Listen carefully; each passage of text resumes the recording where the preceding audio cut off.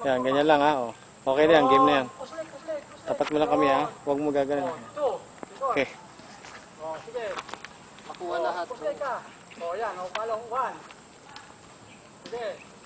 Oh, yan. Matututo ka rin na sa ganyan. 2. Yan. 1. Salita ba tayo? 2. 1. Ito. Huli na naman ako. 2. Pagka pinabilang siya, pag sinabi nga 1 count, yung book input na yun, isang count lang yan. Nadabihan ko eh. Dahil lang ay sabay lang. Ikaw mag-1. Pag isang 1 count. Sige, 1 count. 1. 2. Sobra. 2. Oh, pagkakalo talaga dito ah. Yan. 2 ah. 3. 4. Oh. Kailangan para mabalance side palagi ang panyo. Yung score. Para mabalance dito lang ang score. Okay. Okay, tama mo tayo. Tapos doon tayo sa pinaka-lesson, no? Ano ba ang lesson nyo? Sa 1. Alam mo po sila yun, di ba? Triangular. Ha? With strike na yun, di ba? Circular. Alam mo na ba yun? Sige, sabay para makita na rin.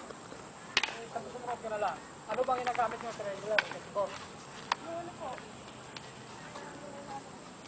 Oo, patwa. Triangular.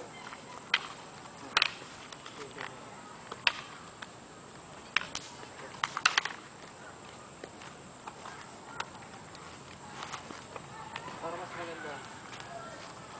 Ito. Ganun ba yan? Kasi sa akin kasi iba, ganyan din. Pero hindi ako na-double. Ito lang siya, oh. Tapos dito. Yan, tapos dyan. Yan.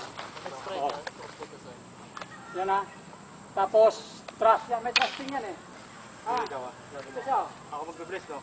Ay, ikaw bala. Hindi ko lang alam. Kung takro ito, ang alam ko, parang ito tama eh. Hindi ko lang alam sa kanya. Kasi ito, sa subo rin ha. Ano, nakuha ko rin kasi yan eh. Pag sinabi ko, 1, 2, 3, Para mag-side to side. 4. Yan. Tapos, ulit ka. Tapos, kabila ka. O. Ayan. Ha? Tapos ito.